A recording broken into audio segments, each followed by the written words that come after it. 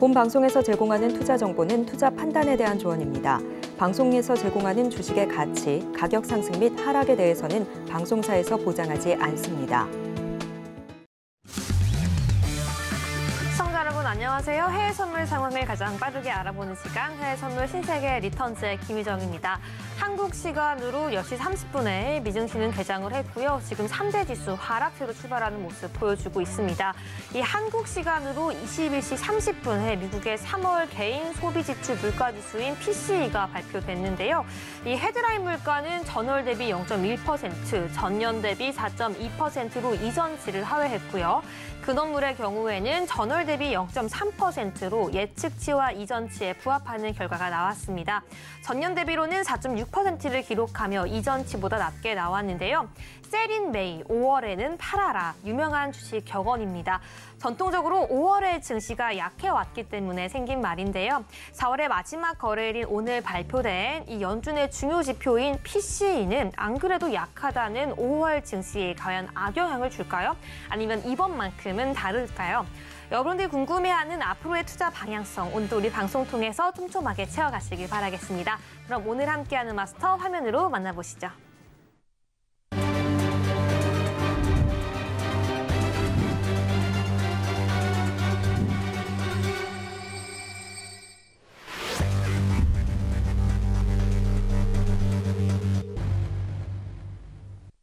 네, 4월의 마지막인 오늘은 해왕 마스터와 함께합니다. 안녕하세요. 네. 네, 시청자분들께도 인사 부탁드릴게요. 네, 안녕하세요. 해왕입니다. 네, 다음 주 빅 이벤트를 앞두고 있죠.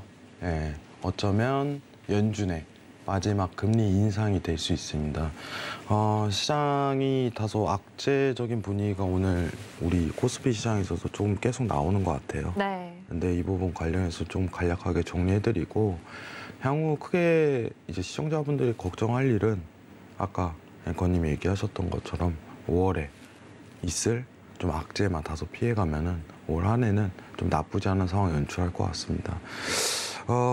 오늘 BOJ 통화 정책도 열렸는데 어쨌든 수익을 낼 수 있는 상황이 좀 다소 연출이 될 것 같아요. 이 부분도 간략하게 설명을 드리도록 하겠습니다. 1시간 집중하시면 오늘은 좀 얻어가시는 거 많을 거예요. 여러분들 집중해서 보시면 큰 도움 드리도록 하겠습니다. 1시간 동안 잘 부탁드립니다. 네, 오늘도 해왕 마스터와 함께 신세계에서는 시장을 파악하는 방법 배워갈 예정입니다. 오늘 방송 끝까지 함께 하시고 방송 이후에도 함께 할 수 있는 방법이 있는데요. 지금 바로 핸드폰 기본 카메라 켜서 앞에 있는 QR코드 스캔해 주셔야지 해왕 마스터와 함께 할 수 있으니까요. 끝까지 우리 방송도 함께 해주시고요. 노랑 톡방에서도 함께 해주시기 바라겠습니다. 네, 그러면은 지금 바로 화면으로 실시간 주요 시세 확인해 보도록 하겠습니다. 네, 지금 같은 경우에는 미니 S&P 500과 브리티시 파운드만 상승을 하고 있고요. 오일과 골드 그리고 주요 지수 유로까지 모두 하락하고 있는 모습입니다. 그렇다면 나스닥부터 유로 FX까지 현 시장의 시세 함께 짚어보도록 하겠습니다. 네, 나스닥 같은 경우에는 큰 폭은 아니었지만 프리장에서 상승세를 유지하다가 미증시 개장과 함께 지금 하락하고 있는 모습인데요. 일단은 PCE 물가지수 발표 이후에도 하락하진 않았지만 개장과 동시에 이 음봉이 나오면서 계속해서 하락하고 있습니다.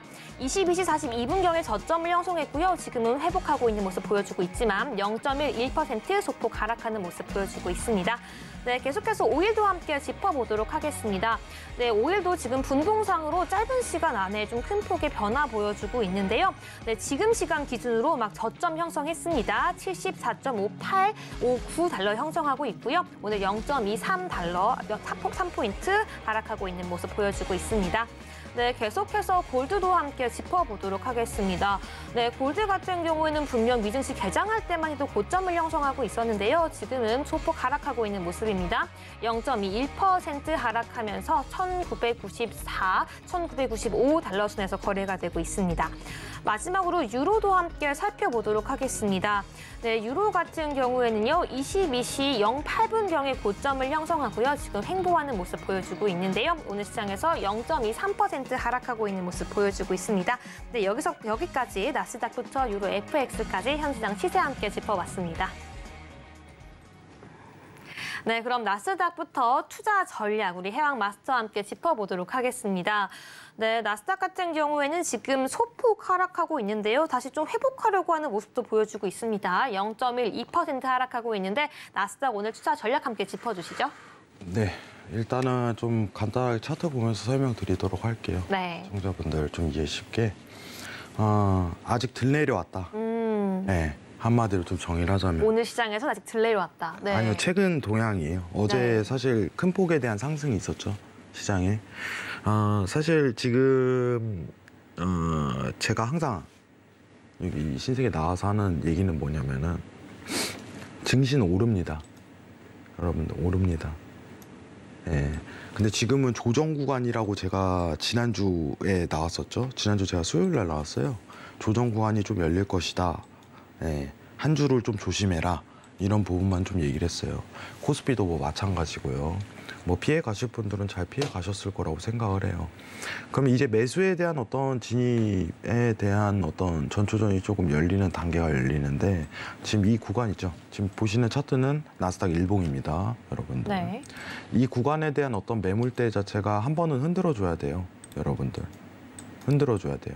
자, 무슨 뜻이냐? 이 구간은 매수 매도가 반복하는 구간입니다. 매수 매도가. 근데 우리 뭐가 있죠? 다음 주에 페드웨이가 있네요. 네, 맞습니다. 네, 빅이벤트죠. 뭐 이따가 시황 관련해서 제가 할 때 페드웨이는 간략하게 좀 정리를 해드릴 건데 중요한 거는 12,600단가부터 이제 강한 지지받고 이제 상승 분위기로 전환될 수 있는 충분한 여건은 돼요. 제가 지난주에 얘기 드렸을 때 여러분들 차트 보실 때 좀 중요한 게 뭐라고 했어요? 지금 RSI죠. 일봉 기준으로 50선 도달하면은 저점 평가가 이루어질 거라고 얘기를 했죠. 50선 도달하니까 바로 저점 찍고 반등 올라가죠. 이게 한 번 더 내려올 거예요, 여러분들. 예, 한 번 더. 어차피 랠리 구간이기 때문에. 근데 오늘은 개인적으로 저는 매수를 좀 추천드리도록 하겠습니다. 매수, 매도, 매수, 매도, 매수 이 둘 중 하나 선택을 하라면은 매수를 추천드리고 싶고 지금 틱 차트 관련해 갖고 한번 차트를 보도록 할게요. 네. 예, 지금 채널 파동이 어느 정도 형성이 되는데 이 부분을 같이 보도록 할게요, 여러분들. 네. 자, 보통 이제 채널을 그릴 때는 이 상단선부터 그리세요. 상단선부터 올라가고 있을 땐 상단부터 그리는 게 순서고 내려가고 있을 땐 하단부터 그리는 거 순서예요. 지금 그러면은 이 채널 링에 대한 구조 자체가 이렇게 딱 나오네요. 지금 지지를 받고 올라가는 구간인데 지금 타이밍이 좀 제일 중요할 것 같아요. 13,173포인트 있죠. 여기 이탈. 예, 정확하게 다시 언급드리겠습니다. 13,180포인트 있죠. 예, 여기 이탈이 나오면은 관망하시고 어디서 보시냐면은 13,110포인트 있죠. 여기서부터 매수를 다시 한번 보세요. 13,110포인트. 이 하단이에요, 여러분들. 이 하단 포인트에서 매수 보는 거 좀 유리해요. 네. 포지션은 어떤 20호 정도 이제 손절 라인 구축하고 대응하시는 게 유리할 것 같고, 매수 분위기가 나올 수 있는 거는 아직까지 박스 P에서 전일 매수세에서 오늘 힘이 좀 다소 남아있을 것으로 예상된다. 이렇게 평가드리도록 할게요. 앞으로 미증시에 대한 방향성 자체는 매수에 굉장히 가깝습니다, 여러분들. 네, 그 이유는 좀 이따 시황 브리핑하면서 자세하게 설명드리도록 할게요. 이상입니다. 네, 앞으로의 미증시의 방향성도 매수로 예측된다고 해주셨고요. 오늘 단기적으로도 매수 전략 세워주셨는데요. 지금 중장기적으로는 매수지만 오늘 같은 경우에 13,180포인트 혹시라도 이탈하게 된다면은 그때는 관망을 하다가 13,110포인트에서 다시 한번 매수 전략 가져가라고 말씀해 주셨습니다. 여기까지 나스닥 전략 함께 살펴봤고요. 계속해서 오일도 함께 짚어보도록 하겠습니다. 네, 오일 같은 경우에는 지금 정말 소폭 하락하고 있거든요. 0.05%, 뭐 0.01% 이렇게 하락하고 있는데요. 오일 같은 경우에 어떤 전략 가져가야 될지 지금 바로 함께 들어볼게요. 일단은 지난주 제가 수요일 나왔어요. 똑같은 말을 언급했었죠. 네. 제가 뭐라고 했었냐면은 95달러사까지는 쉽게 내려올 것이라고 평가를 했었어요. 매수 여러분들이 조금 아셔야 되는 게 뭐냐면은 최근에 사실 이슈가 뭐였어요? 유가 관련해서는 뭐 감산 이슈도 있었고요. 그렇죠. 네. 정확하게 이제 앵커님이 얘기하신 것처럼 감산 이슈가 있었죠. 주말 사이에 그것도 그러면서 갑작스럽게 유가가 뻥 튀어지는 상황이었는데 제가 신세계에서 얘기를 한 거는 오히려 매도를 보시라고 얘기를 드렸어요. 뭐 굉장히 이제 뭐야 이거 대단한 것 같네 뭐 하는 것 같네 하시는 분들은 지금 더 올라갈 거야 하면서 추격을 했을 거예요. 네. 그죠? 근데 시장은 다르거든요. 왜냐면은 감산에 대한 내용 자체가 별 볼 일 없었단 말이죠. 네. 내용을 까보니 그러면은 주말 사이에 있던 내용 자체는 선반영이 된 거고 그리고 오히려 저는 매도 분위기로 박스피로 다시 70달러까지 내려갈 수 있는 조건이 성립된다라고 얘기를 했었어요. 자, 차트 보도록 할게요. 네. 네, 결과는 뭐 그대로 나왔죠. 어쨌든 간에 여러분들. 그렇죠. 네, 결과는 그대로 나왔죠. 그래서 이래서 시황이 중요한 거예요. 단순히 차트가만 갖고는 해석이 안 돼요. 여기서 볼 수 있는 차트는 뭐였냐면은 이 갭 발생 여부였거든요. 여기 보이시죠? 네. 네, 이 갭 메우러 들어와요. 별 볼 일 내용 없었을 때. 제가 기억하기로 116만 배럴에 대한 감산 자체를 진행했었는데 정말 극소수예요. 네. 근데 주말 사이에 있었기 때문에 갑작스럽게 탁 나온 내용이기 때문에 시장이 선반영 들어가고 이제 80달러에서 그냥 출발한 것 뿐이다. 오히려 저는 이제 85달러 내외에서 그냥 매도를 공격적으로 대응하시는 게 오히려 좋다고 얘기를 드렸었어요. 그렇죠. 앞으로 유가에 대한 레인지 자체는 80달러에서 70달러예요. 네. 이 사이예요. 이 사이. 자, 무슨 뜻이냐? 지금 좀 더 내려올 것이다 라는 평가가 맞을 것 같아요. 자, 그러면은 지금 또 어떤 상황으로 좀 평가하는 게 제일 좋을까요? 예, 유가 제일 재미없습니다. 네. 또다시 박스피가 열릴 거예요. 별 볼 일 없는 차트입니다. 형태가.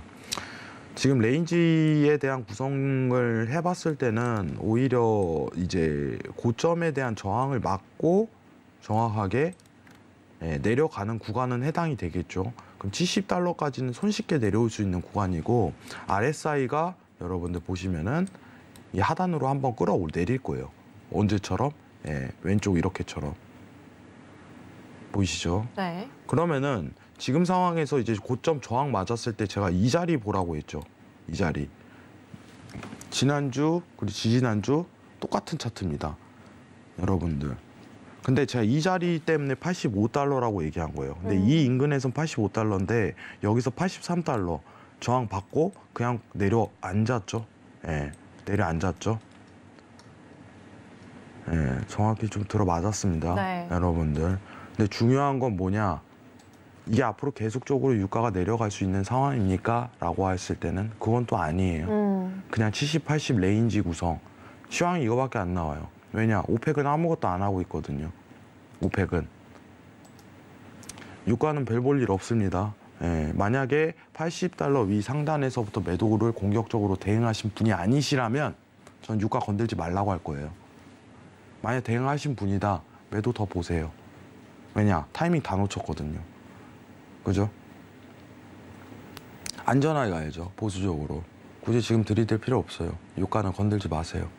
만약에 80달러 상단 있죠. 83달러 뭐 이 인근에서 매도를 공격적으로 대응하셨던 분들이라면 좀 더 추가적으로 대응하셔도 좋습니다. 왜냐하면 진입이 좋거든요. 예.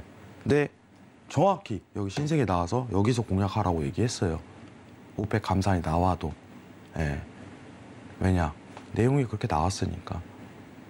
이 부분 다시 평가 드리도록 하고 지금 진입 안 하신 분들이라면은 유가는 그냥 관망하세요. 아시겠죠? 이상입니다. 네, 유가 같은 경우에는 지난주에서도 정확하게 짚어줬는데요. 지금 그 추세가 그대로 시장에 나오고 있습니다. 네, 지금 전략 같은 경우에는 70달러 선까지도 손쉽게 내려올 수 있다고 말씀해 주셨는데요. 앞으로 5일 이 유가 시장 같은 경우에는 70달러 선에서 80달러 선 사이에 이 박스피를 그려 나갈 것이라고 말씀해 주셨습니다. 그렇기 때문에 지금 단기적으로 내가 무포지션이다라고 할 경우에는 시장에서 관망하라고 철저하게 강하게 말씀해 주셨기 때문에 꼭 참고해 주시면 좋을 것 같습니다. 네, 마지막으로 골드도 함께 짚어보도록 하겠습니다. 골드 같은 경우에는 오늘 0.29, 0.28%가량 하락하고 있는 모습 보여주고 있는데요. 골드 어떻게 보시나요? 골드 분위기는 오히려 이제 증시랑 같이 움직일 거예요. 왜냐하면은 이제 제일 중요한 요소는 뭐냐면 연준이 네. 5월이 마지막 금리 인상일 가능성이 높아요. 이 시장이 전체적으로 달러랑 증시에 똑같이 영향을 끼칠 거예요. 그러면 어떻게 되냐? 달러 인덱스가 떨어지고 금은 다시 오르겠죠. 그럼 올 한 해에 대한 시황 뷰는 제가 똑같이 얘기 드려요. 증시와 금이 같이 올라가는 매크로 환경이다. 예. 위험자산과 안전자산이 같이 오릅니다. 특이하죠? 네. 여러분들. 특이한데 이게 매크로 환경이에요. 여러분들. 우리가 원칙을 항상 깨라고 얘기를 드려요. 항상 공부할 때는 위험자산이 떨어지면 안전자산이 오릅니다. 예, 이렇게 배우는데 시장은 절대 그러질 않아요. 여러분들. 이해를 해야 돼요. 지금 우리가 연준이 뭘 준비를 하고 있는지, 어떤 환경에 속해 있는지, 그리고 이 환경에서 어떤 시장이 펼쳐지는지 이해도가 굉장히 중요하겠죠. 여러분들. 자, 그러면은 다음 주 페드 회의 이후에 금은 매수 가능성이 높습니다. 페드 회의 이후. 다음 주 페드 회의 언제죠? 여러분들. 네, 목요일입니다. 네. 그러면은 금요일 새벽 시장에 열리겠죠. 금리 인상 0.25 베이시스 포인트. 네, 이 정도 25 베이시스 포인트 이 정도 오를 걸로 예상되는데 그 이후에 금은 공격적으로 매수 보는 걸 추천드려요. 차라리. 그 이후에. 이것도 관망하세요, 여러분들. 지금 단타 노릴 거는 미증시밖에 없어요. 미증시밖에. 네. 단가에 대한 예상은 제가 봤을 때는 1960포인트. 네, 여기에서 지지받을 가능성이 굉장히 높은데 기준점 X8가 어떻게 보면은 페드웨이다. 네, 기준점. 네. 기준점을 좀 확인을 하시고 그때부터 매수 보시는 게 좋아요. 적극적으로. 네. 다음 주 월화수는 좀 FMC 관망하는 좀 분위기로 계속 나올 거예요. 여러분들. 장이 오르지도 떨어지도 뭐 어떻게 되지 않는 상황을 계속적으로 재미없게 이루어질 가능성이 높은데 일단은 페드 회의 이후에 좀 적극적으로 대응하시는 걸 전 추천드려요. 네. 왜냐? 좀 이따 시황할 때 정확하게 이 부분에 대해서 설명을 드리도록 할게요. 이상입니다. 네, 여기까지 골드도 함께 짚어봤습니다. 골드 같은 경우에는 이제 5월에 이 연준의 회의에서는 마지막 금리 인상이 될 수 있다라는 예상이 더욱더 강하게 힘을 받으면서 골드도 그 이후에 이 달러 인덱스의 하락과 함께 더욱더 힘을 받으며 상승할 것이라는 이 추세가 보여지고 있는데요. 하지만 그럼에도 다음 주 목요일까지는 관망을 하다가 목요일부터 적극적으로 매수 관점 살펴보라고 짚어주셨습니다. 네, 여기까지 오늘도 해양 마스터와 함께 나스닥부터 5일 골드까지 함께 짚어봤는데요. 방송 이후에도 일주일에 단 한 번만 해왕 마스터를 만나고 또 시황을 듣는 게 너무 아쉽다라고 하시는 분들은요. 지금 바로 앞에 있는 QR코드 통해서 노란톡방 들어오셔야지 월요일부터도 일요일까지 계속해서 해양 마스터와 함께 시장 공부해 갈 수 있으니까요. 지금 바로 함께 해주시기 바라겠습니다. 네, 그럼 이제는 오늘의 시장 투자자들이 가장 관심 있게 봤던 뉴스 함께 점검해 보도록 하겠습니다. 네, 글로벌 핫 이슈 지금 바로 화면으로 만나보시죠. 네, 첫 번째 뉴스입니다. 일본은행이 통화 정책을 기존대로 유지함에 따라 달러엔 환율이 급등세를 나타냈습니다. 당초 시장에서는 BOJ가 통화 정책을 동결할 것으로 예상했지만 일부에서 깜짝 조정 가능성을 열어둔 것이 달러엔 환율 급등의 원인이 된 것으로 보이는데요. 회의 결과에 대한 실망감에 엔화 가치가 급락한 것으로 풀이됩니다. BOJ는 이날 기준금리 등 통화 정책을 유지했지만 향후 정책 경로에 대한 가이던스를 수정하고 통화 정책에 대한 광범위한 관점의 검토를 실시하기로 결정했습니다. 다음으로 두 번째 뉴스입니다. 올해 말 금리 인하 기대를 증시가 반영하곤 있지만 미국 연준이 금리를 인하하는 경우는 막상 침체나 위기가 닥쳤을 때라며 이는 증시의 호재가 아니라는 분석이 나왔습니다. 프린시펄 자산운용의 시마샤 수석은 올해 주식시장 랠리가 매우 제한적일 것이며 오래 지속될 수는 없을 것이라고 말했는데요. 다만 그는 올해 말 경기 침체를 예상하긴 하지만 향후 3개월 내의 경기 위축 가능성은 매우 낮다고 말했습니다. 네, 마지막으로 세 번째 뉴스입니다. 장 예상과 달리 연준의 금리 인하가 미국 주가에 꼭 긍정적인 요인만은 아니라는 분석이 나왔습니다. 칼럼니스트인 마크 헐버트는 과거 금리 인상 후 인하 사이클을 본다면 연준의 금리 인하가 주가에 항상 긍정적인 것만은 아니었다며 연준의 피벗 시기를 언제로 보느냐가 중요하다고 지적했는데요. 그는 연준의 피벗 시기를 마지막 금리 인상일로 보느냐, 첫 금리 인하로 보느냐에 따라서 주가의 향방이 달라질 수 있다고 설명했습니다.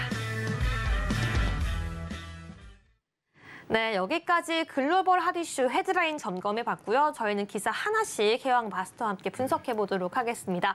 네, 마스터님 첫 번째 이슈 함께 점검해 보도록 하겠습니다. 네, 우리 오프닝 때 말씀해 주셨습니다. 이 BOJ 회의 이야기인데요. 이 BOJ 정책이 동결되면서 달러 엔 환율이 급등하고 있습니다. 어떻게 보시는지 함께 분석해 보도록 할게요. 뭐 제일 간단한 것 같아요. 예. 돈 뿌리겠다. 난 이거 유지하겠다. 네. 예, 이 정책인데 중요한 건 뭐냐면은 올해 이게 좀 변화가 일어날 가능성은 일단 조짐은 보였어요. 제가 여러분들한테 추천드리고 싶은 거는 뭐냐면은 중요한 거는 트레이딩이겠죠. 트레이딩은 어떤 관점으로 엔화를 좀 접근하는 게 제일 좋을까라는 그쵸. 판단이겠죠. 저는 좀 확실한 거 좋아해요. 사실 다 똑같겠죠. 확실한데 수익률 뻥뻥 나오는 거. 아, 그렇죠. 네. 그죠? 네. 그러면 뭐가 필요할까요? 시황을 정확하게 분석하는 게 먼저이지 않을까요? 네, 그것도 그렇겠지만 제일 중요한 거는 기다림 같아요. 아, 기다림의 미학이군요. 네, 타이밍이 중요한 건데 저는 엔화가 아직도 기회가 있다고 생각을 해요. 뭐로요? 매수로요. 네, 매수로. 저 차트 보면서 좀 얘기 드리도록 할게요. 네, 보겠습니다. 네, 지금 오늘 BOJ 통화 정책이 열리고 나서 우에다 이제 총재가 돈 뿌리는 거, 양적 완화에 대해서 고수를 했죠. 시청자분들도 보셨을 거예요. 근데 중요한 건 뭐냐면은 이게 변화에 대한 조짐 자체는 있어요. 변화에 대한 조짐은 무슨 뜻이냐? YCC를 포기할 수 있다. 이런 판단 자체가 내세워질 수 있는 거예요. 자, 여러분들한테 잠깐 간단하게 교육 한 번만 들어보도록 할게요. 네. 네. 잠깐 메모장 켜고 화면 좀 내리도록 하겠습니다. 네.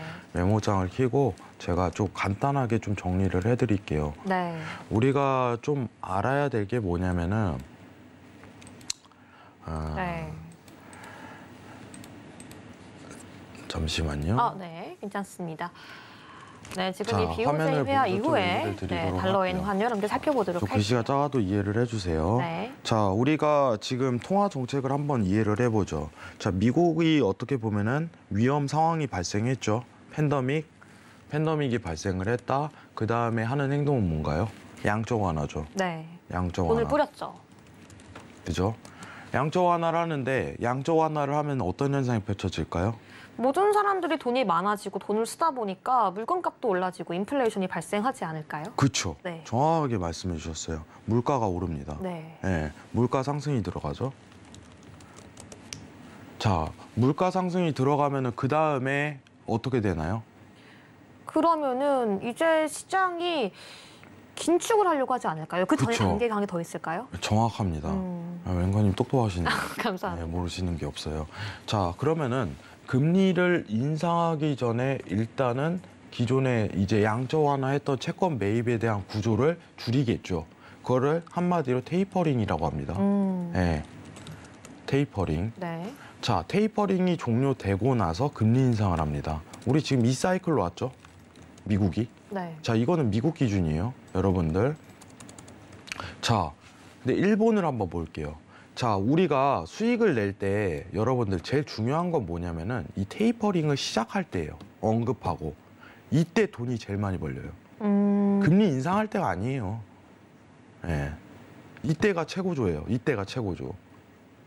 근데 이제 우리가 경험을 해야 되거든요. 근데 일본이요, 지금 똑같은 현상이 뭐냐면은 이 물가 상승까지는 갔죠. 예, 같아요. 네. 그러면은 할 수 있는 게 뭐냐면 이 YCC 폐지예요. 이 같은 거라고 생각하시면 편합니다. 폐지. 그리고 금리 인상하는 거예요. 자, 근데 지금 상황이 일본은 YCC 폐지에 대한 언급을 안 하고 있죠. 자, 지금부터 이제 미국 달러 차트를 볼 거예요. 그리고 엔화 차트를 볼 겁니다. 비교를 해보세요. 자, 달러 인덱스 차트 보도록 하겠습니다. 네. 자, 통화를 보시면은 지금 US 달러에 대한 테이퍼링 시기를 언제로 봐야 되냐라고 했을 때 언젠가요? 네, 이때입니다. 테이퍼링을 언급할 때가. 네. 자, 이때부터 어떻게 돼요? 그냥 스트레이트 갑니다. 이러면 수익을 내려면 이런 걸 내야 돼요. 뭐 ETF 파생구조 관련해 갖고 선물하시는 분들 다 포함이에요. 완전 안전해요. 네. 이거는 정책으로 밀어붙이고 이건 어쩔 수가 없어요. 시장이 분위기가 쏠리는 거예요. 네. 여러분들 거시 플랜은 거시 시황이죠. 달러 인덱스, 뭐 엔화, US, 골드, 우리가 유가, 나스닥. 이건 뭐예요? 시장 분위기예요. 예? 이거는요. 이번에 SG 사태도 있었지만 여러분 이거는요. 거시 시황은 딱 분석해버리면요. 수익을 그냥 계속 낼 수 있어요. 이게 선물의 매력이에요. 여러분들. 외부 요인 자체가 딱 일정하게 잡히는 거죠. 하나로 딱 가는 거예요. 자, 그러면은 이 상황에 대해서 엔화가 가능성이 한번 보인다라고 판단을 하는 겁니다. 저는. 자, 지금 오늘 우에다 관련해 갖고 한번 보도록 할게요. 화면 잠깐 내리겠습니다. 네. 네. 네, 오늘 나왔던 기사죠. 네. 저희가 지금 봐야 되는 거는 뭐냐면은 자, 이거죠. 그림 보도록 할게요. 네. 자, YCC 밴드에 대한 포기를 한다라고 가정을 짓는 거는 뭐냐면은 여기 보시면은 빨간 선으로 YCC 밴드라고 써 있어요. 여기 보이시죠? 네. 네.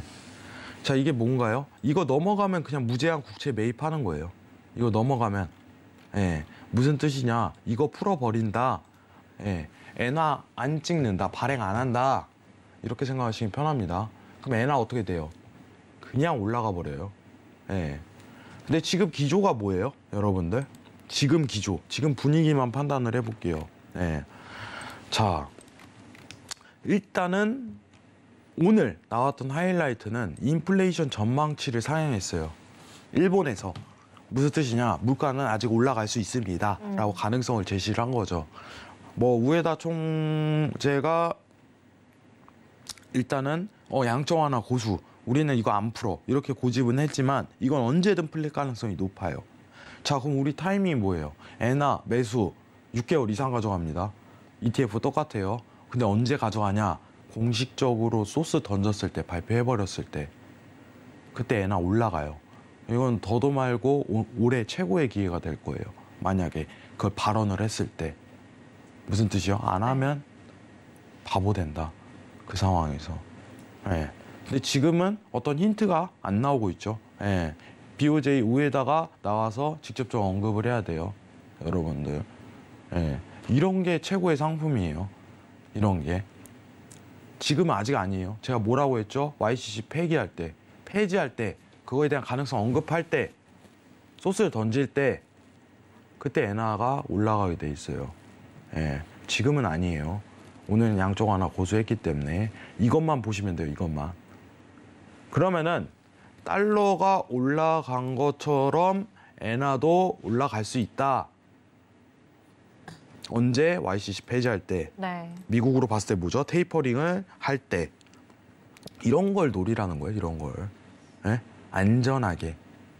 예? 계속 수익을 낼 수 있는 구조가 됩니다. 아시겠죠? 이것만 참고하시면 돼요. 엔화는. 다른 거 볼 거 없습니다. 우리가 좀 엔화는 좀 특이하죠, 여러분들. 엔화는 보통 안전자산이라고 치네요. 네. 되게 특이하죠. 통화인데 왜 안전자산이라고 할까?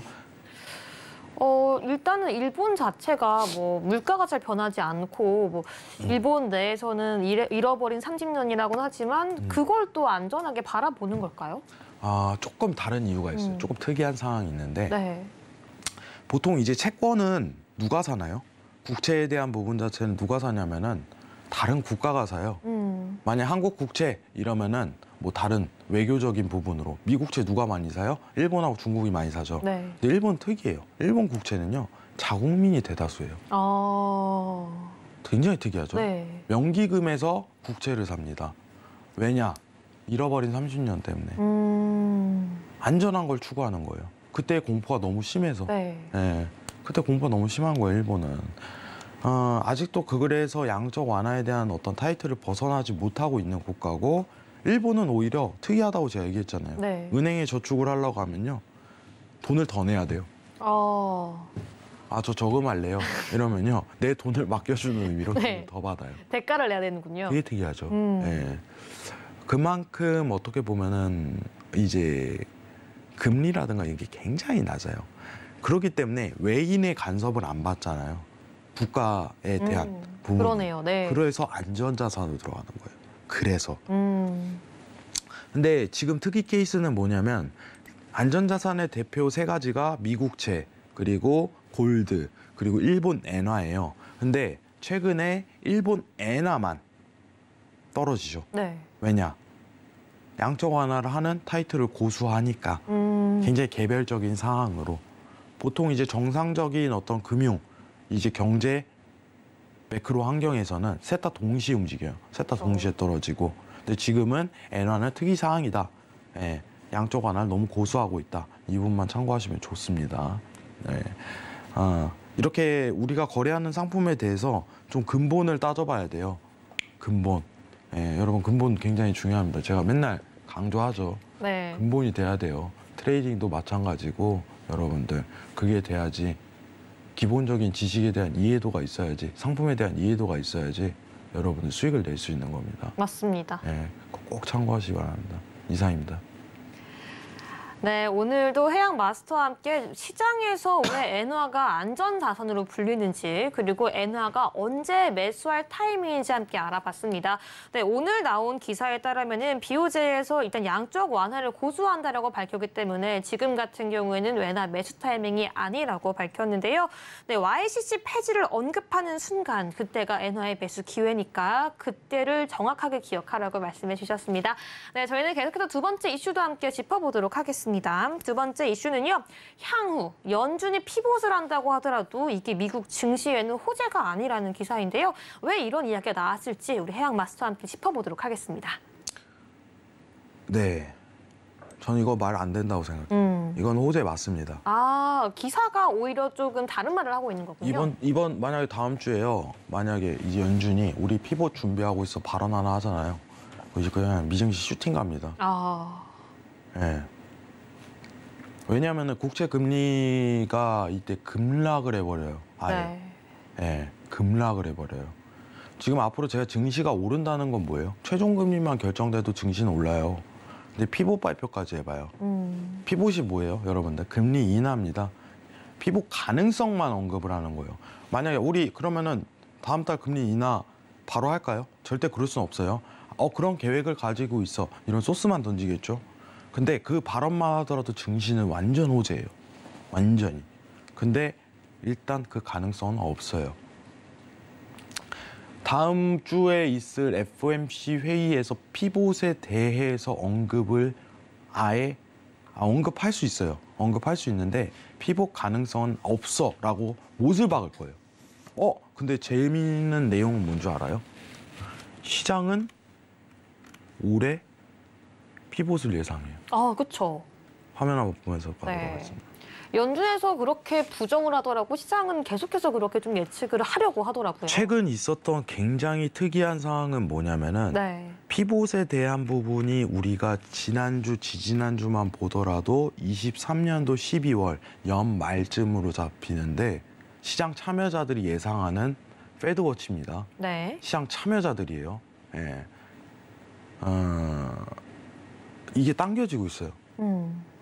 원래는 12월 14일로 피봇의 형태가 확률이 제일 높았는데 지금 보니까 11월로 지난주에 네. 그리고 지금은 9월로 많이 앞당겨졌네요. 네. 네. 그만큼 경기 침체 때문에 이건 힘들다라는 시장 참여자들의 다수의 생각이 잡혀 있다. 연준은 아니라고 할 거예요. 우리 아니야. 근데 연준 지금 신뢰 갑니까? 안 믿어요. 예.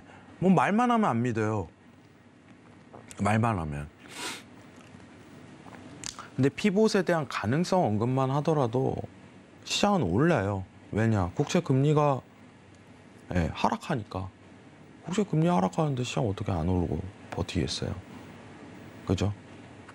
여러분들. 네. 중요한 거는 저는 저 말에 신뢰성이 없습니다. 왜냐? 여태까지 다 그래 왔으니까. 근데 실제로 피봇 금리 인하한 날짜에는 빅쇼트가 올 가능성이 높아요. 이전에 다 물량 다 청산해야 돼요. 그냥 현금만 갖고 있어도 됩니다. 아시겠죠? 다 청산해야 돼요.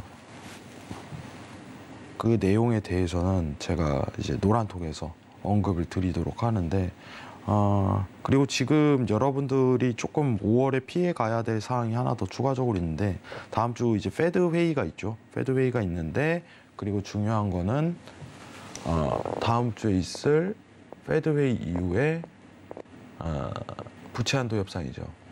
부채 한도 협상. 네. 근데 이번에 특이사항이 있죠. 최근에 여러분들 미증시 관련해서 뭐 있었어요? 시청자 여러분들 아시는 분들 다 아실 거예요. 세금 시즌이죠. 세금 시즌. 세금 시즌. 예, 세수를 걷어들였어요. 재무부에서. 세금을 걷어들였다는 건 뭐예요? 여러분들 재무부에서. 돈이 필요하단 걸까요? 아니 돈이 생긴 거죠. 예, 돈이. 네. 원래 재무부가 돈이 없으면 부채 한도 협상이 빨리 이루어지겠죠. 근데 지금 재무부에서 돈이 있대요. 그러면은 그 협상 테이블이죠. 민주당과 공화당이 하는 협상 테이블이 7월로 연기될 가능성이 굉장히 높아진 거죠. 네. 상황이. 우리가 지난주 수요일 날 왔을 때 제가 뭐라고 했어요? 앵커님도 그 가능성에 대해서 시사를 했었는데 6월에 가능성이 높습니다라고 했는데 세금을 걷어들이다 보니까 이게 7월로 변경이 될 가능성이 높다라고서 골드만삭스가 오늘 발표를 했어요. 네. 화면 잠깐 내리도록 하겠습니다. 네. 자, 지금 보시면은 한번 보도록 할게요. 네. 내용 한번 보도록 하겠습니다. 시장 안도하게 하는 골드만삭스의 엑스데이트 추정 변경, 법인세 분할 납부 재무부의 보유 현금 바닥나는 날 엑스데이트.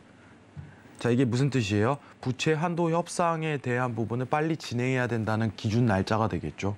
왜냐? 돈이 없으니까 부채 한도를 해갖고 국채 발행을 해서라도 어떻게 보면은 현금 확보를 해야 된다라고 생각이 들겠죠.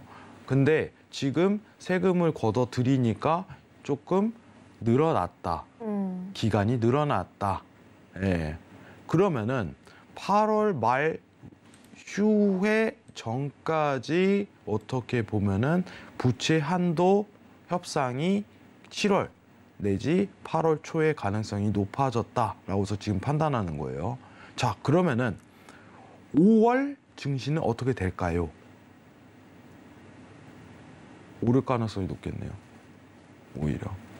저는 그렇게 생각해요. 원래 6월이 타임라인에 잡혀 있으면은 저는 그게 맞을 거예요. 근데 이게 7, 8월로 옮겨진다? 그러면은 6월이 위험해지겠죠. 오히려. 5월보다는. 제가 이 부분을 판단하고 있어요. 왜냐하면은 여기서 제일 중요한 건 재무부가 현금을 얼마나 가지고 있냐, 이게 하이라이트가 될 거예요. 왜냐? 민주당과 공화당은 싸울 거니까 서로 자기 말이 맞다고 정치 싸움으로 가버려요. 그러면은 급할 때까지 협상 안 해요. 정말 급할 때까지. 다 떨어져야 돼, 이게 돈이. 그게 7, 8월일 거예요. 아시겠죠? 이 부분은 제가 계속 체크를 할 건데 이게 증시의 변동 요인이 될 거예요. 이게 네. 증시에. 그 전까지는 제가 봤을 때는 크게 문제는 없습니다. 크게 문제는 없고 페드웨이 이후에 증시 상승에 대한 기대감은 저는 있다고 봐요. 예. 오히려 제가 딱 얘기 드리는 건 3분기까지는 증시는 오릅니다. 3분기까지는. 예. 그게 걱정 안 하셔도 돼요. 3분기까지는 올라요. 오늘 뭐 코스닥 관련해서 뭐 사건 굉장히 많았죠, 여러분들. 그런데 그런 어떤 개별적인 부분에 대해서는 갑작스럽게 생긴 요인이기 때문에 제가 분석하기 힘들지만 거시적인 관점에서 증시에 대한 앞으로 방향성 자체는 우상향 모멘텀을 좀 유지하는 게 가장 이상적이에요. 지금 형태로는. 아시겠죠? 다음 주 페드웨이 이후 좋은 현상 보일 거예요. 14,000까지는 무난하게 갈 수 있는 시장 상황이다. 이 정도만 참고하시면 좋습니다. 이상입니다. 네, 두 번째 이슈까지 함께 짚어봤는데요. 이 기사에서는 연준의 피봇이 미국 증시의 호재가 아니라는 의견을 밝혔지만 해양 마스터와 함께 분석해본 결과 이 피봇이 실제로 일어나지 않더라도 피봇에 대한 전망감만으로도 시장은 오를 수 있다고 말씀해 주셨습니다. 여기에 더해서 이 3분기까지 미국 증시는 오를 것이라고 발언해 주셨고요. 계속해서 저희는 마지막 이슈 함께 짚어보도록 하겠습니다. 네, 마지막 이슈도 마찬가지로 연준의 금리 인하와 미국 증시에 대한 전망에 대한 이야기입니다. 역시 두 번째 기사와 마찬가지로 좀 같은 의견을 갖고 있는데 여기서 더해진 이야기는요. 이 중요한 거는 연준의 피벗 시기가 언제가 되느냐가 미국의 증시 향방의 중요한 포인트가 될 거라고 했는데요. 계속해서 세 번째 이슈도 함께 짚어보도록 하겠습니다. 해영 마스터님. 마지막 금사 저는 사실 그렇게 생각을 해요. 네. 이 내용은요. 조금 차트 보면서 설명드리는 게 나을 것 같은데 네. 여러분 증시는 바닥을 찍었을까요? 지금 뭐 3분기까지는 상승할 거라고 한 말씀은 네. 바닥을 찍고 올라왔단 말씀 아닐까요? 그쵸. 바닥을 찍었을 가능성이 굉장히 높은 시즌이죠. 굉장히 높습니다, 여러분들. 근데 마지막 금리 인상일이 중요하지가 않아요, 여러분들. 여태까지 그런 적이 없어요. 왜 이런 내용이 나오는지 이런 거는 조금 어떻게 보면은 시장 참여자들을 오히려 혼란스럽게 만들어요. 아, 네. 최종금리 인상 전, 그 직전 페드 회의가 제일 중요해요. 그때부터 국채 금리가 떨어지기 시작하니까. 예. 지금 나오는 내용 페드 회의부터 조금 보도록 할게요, 여러분들. 네. 자, 화면 잠깐만 내릴게요. 네. 자, 지금 여러분들이 좀 아셔야 되는 게 뭐냐면은 이번 FOMC 회의는 마지막 금리 인상일 가능성이 굉장히 높습니다. 네. 마지막 5.25% 최종금리. 네. 최종금리 나오면 어떻게 된다고 했죠? 시장 오른다, 네. 금리 하락한다, 이것만 기억하라고 계속 얘기 드렸는데 이 전 단계죠. 5월 FOMC가 아니라 오히려 3월 FOMC 회의부터 시장이 이제 제대로 반등이 들어가기 시작을 한다. 직전이라고 얘기를 했어요. 저는 네. 신세계 나와서 그 얘기도 했어요, 여러분들. 제가 작년에 강연회를 열었어요, 여러분들. 작년에 언제 네. 열었죠? 10월, 11월을 열었는데 바닥이 다 와갑니다라고 얘기를 했고 그게 들어맞았어요. 지금 3분기까지 오를 거예요. 이것도 가능성 높습니다. 그리고 오히려 금융위기가 올 가능성이 높아요. 이것도 평가를 해요. 앞으로 금융위기 올 가능성 높나요, 회장님? 네, 높아요. 어느 정도요? 제가 앞으로 살면서 경험하지 못할 정도요. 누군가에겐 기회가 될 수 있겠죠. 누군가에겐 악재가 될 수 있겠고. 지금은 즐길 수 있는 구간이에요, 시장을. 아직까지는. 그게 언제까지? 3분기까지. 그 찬스를 잘 살려야겠죠, 여러분들. 자, 그러면은 그 가능성은 왜 시사되는 겁니까? 라고 평가를 했을 때 여러 요인이 있어요. 지금 페드가 이제 최종금리를 결정하면은 국채 금리 하락 시즌을 돌아가기 때문에 가는데 문제 자체는 지금 시장이 위험한 건 맞아요. 근데 시장의 경기 침체랑 주가는 제가 무관하다고 했죠. 네. 이번에 이제 SVB 사태가 펼쳐지고 나서 은행권이 파산을 했지만 연준이 도와줘 버렸어요. 연준이. 한계치에 도달할 거예요. 원래 우리가 리먼 브라더스 사태도요. 이 리먼 브라더스라는 은행 자회사죠. 대출 기관이 있어요. 자회사가. 그게 먼저 선제적으로 파산을 했어요. 시장 급락 전에. 네. 근데 리먼 브라더스 사태가 리먼 브라더스 하나만 파산해서 문제가 됐나요? 아니죠. 은행이 줄도산해서예요. 그냥 금융권이 마비가 된 거예요, 순식간에. 유동성 자체 탁 막혀버리고. 그죠? 지금은 SVB 하나로 끝내버렸지만 그 뒤엔 모른다. 그게 8개월이 걸렸다. 지금도 똑같을 거예요. 저는 그 예상을 해요, 여러분들. 지금은 시장이 좋은 이유는 수급이 몰리는 시즌이기 때문에 증시로. 어딘가 떠도는 돈이 몰려요. 그게 이제 최종금리랑 연관성이 있는 거고. 만약에 9월에 금리 인하 가능성이 실제로 이루어진다면은 그때부터는 모든 현금화가 들어가야 되는 게 사실이에요. 네. 제가 이 부분을 관련해 갖고 작년 10월에 언급을 했어요. 그리고 시장에 대한 상승 분위기도 다 들어갔습니다. 지금 질문을 주시는 분이 코인은 어떻게 되고 있나요? 증시랑 똑같이 움직입니다, 여러분들. 증시랑. 증시랑 똑같이 올려드려요. 제가 여러분들 2022년도죠. 예, 22년도에 여러분들 이 얘기를 했어요. 시작할 때 여러분들 현금화하세요. 예, 현금화하세요라고 얘기를 했어요. 네. 저는 이때부터 앞으로 시장 오른다고 절대 얘기 못합니다. 왜냐, 얘네 지금 기준금리 인상하는데 테이퍼링이랑 기준금리 인상에 대한 부분을 동시에 했다는 거는 정말 말도 안 되는 페드의 상황이거든요. 네. 이걸 연출했었어요. 예. 그리고 1년 동안 하락했는데 하락했죠, 여러분들. 바닥 가능성을 얘기를 했죠. 지금 오르죠. 네. 또 3분기까지는 오를 거예요. 예. 근데 이거는 이전같이 쭉 상승이 아닌 랠리성 상승, 그냥 단순히 랠리성 상승. 14,000 레벨링까지 도달 가능하고 이게 3분기까지 이어진다. 매도보단 매수다. 주식하기엔 나쁘지 않다. 단기성으로. 예. 중요한 건 뭐예요? 예. 금융위기는 아직 살아있다. 경기 침체는 들어가고 있다. 예. 그래서 제가 한 2개월, 3개월 뒤에 한번 강연회를 한번 할 거예요, 여러분. 아, 네. 예. 저는 강연회만 5시간 합니다. 예. 다 녹초가 돼요. 예. 아주. 예. 근데 그걸 좀 계획을 하고 있는데 그때 되면 신세계에서 좀 얘기 드리도록 하고 네. 여러분들 이 시장에 대한 어떤 매크로 환경이 베이스예요. 왜냐면은 제가 언급을 항상 드리는 게 뭐냐, 이 상황 내에서 22년도 한 해 동안 얼마나 많은 연준이 말바꿈이 있었어요. 해왕님, 올해 한 해 동안 어떻게 되나요? 예, 이 질문이요 제일 대답하기 어려워요. 왜냐, 뭐라고 얘기해야 돼요? 연준이 어떻게 하냐에 따라 달라져요. 네. 빨리 바뀔 수가 있거든요. 예. 그걸 제가 예측할 수는 없어요. 계속 설명드려야 돼요. 뭐가 새로운 이슈가 생기면 변화. 이게 대응이에요. 이게 매크로 환경이고. 예. 저도 신은 아닙니다.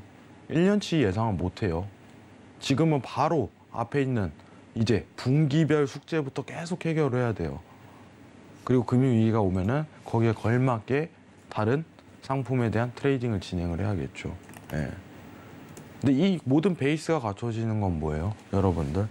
자, 화면 좀 내릴게요. 네. 자, 예, 보이시죠? 화면 좀 볼게요. 네, 보겠습니다. 제가 가끔씩 노란톡에 이제 리포트도 올려드리고 해요. 이 문구 하나하나에 대한 이해가 필요해요. 제가 설명해서 이게 아니라 네. 자기 스스로에 대한 이해가 필요해요. 그러면서 이걸 모르고 나 그래서 뭐 사요? 어디 사요? 예, 절대 이길 수 없습니다, 시장이랑. 네. 이길 수가 없어요. 그걸 기대하시죠, 시청자분들. 알려드릴 수 있어요. 근데요, 못 이겨요, 앞으로. 공부도 똑같아요, 여러분들. 미적분 공부하기 전에 기초부터 혼자 공부를 해야지 답만 알려주면 뭐해. 다음에 숙제가 놓였을 때 풀질 못해요. 혼자 깨야 돼요. 계속적으로 시도하고 읽어보고 이거 이해하면서. 근데 그 이해도가 떨어지면 앞으로 시장이랑 싸울 수가 없습니다. 여러분들, 예, 꼭 참고하세요. 네. 아주 기본만 설명을 드렸지만은 앞으로 여러분들하고 밑에 보시는 노란톡에서 계속적으로 해나갈 거예요. 참고하시면 됩니다. 이상입니다. 네, 이제 마칠 시간이 되었는데요. 마지막으로 시청자분들께 한마디만 하신다면 뭐라고 하실 수 있을까요? 네, 제가 명언 좋아하거든요. 아, 네. 금융 명언 하나. 네. 예. 실수는 안다고 할 때부터 시작되는 거예요. 금융에서 명언이에요. 네. 안다고 확신하는 순간부터 실수가 나와요. 무슨 뜻이냐? 네. 이 시장은요, 적응이에요. 절대 안다고 많이 알려고 노력해야 돼요. 계속적으로. 100%가 없습니다, 금융에는. 여러분들. 이상입니다. 네, 시장은 적응하는 건지 알 수 있는 게 아니라고 말씀해 주셨습니다. 계속해서 함께 방송 이후에도 노랑톡방에서 함께 공부해 나가도록 하고요. 오늘도 좋은 말씀 감사드립니다. 네, 본 방송에서 제공하는 해외 선물 정보는 투자 판단을 위한 조언일 뿐 해당 상품의 가치나 수익률을 보장하지 않는다는 점 다시 한번 안내해 드리겠습니다. 네, 저희가 오늘 준비한 내용은 여기까지입니다. 저희는 다음 주 이 시간에 다시 찾아오도록 하겠습니다. 오늘 밤도 시청해주신 여러분 모두 고맙습니다.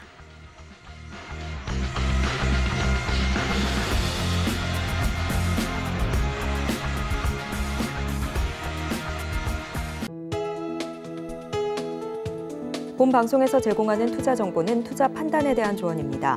방송에서 제공하는 주식의 가치, 가격 상승 및 하락에 대해서는 방송사에서 보장하지 않습니다.